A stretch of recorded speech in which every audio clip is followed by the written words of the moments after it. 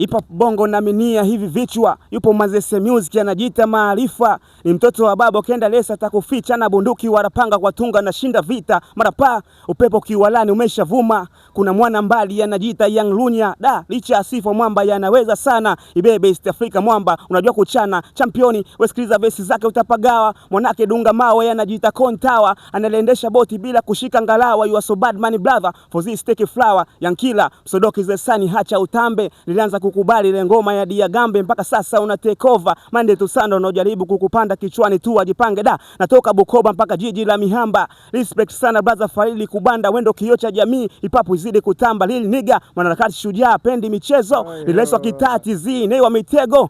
Kimya kimya mimi nazama kwa madoni. Alitoa changwea sasa yupo Central Zone.